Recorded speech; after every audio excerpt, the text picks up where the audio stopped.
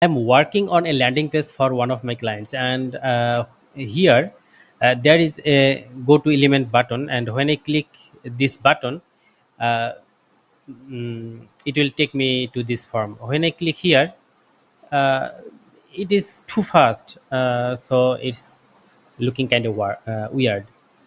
Let's make it smooth.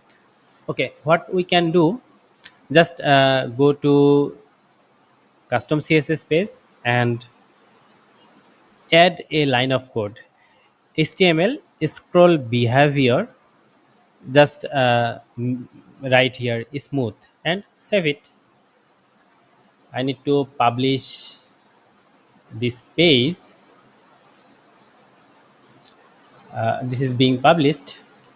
Okay, reload this page. Okay, when I come here and click on this button, yeah, it's really smooth. Oh, nice. Thank you for watching.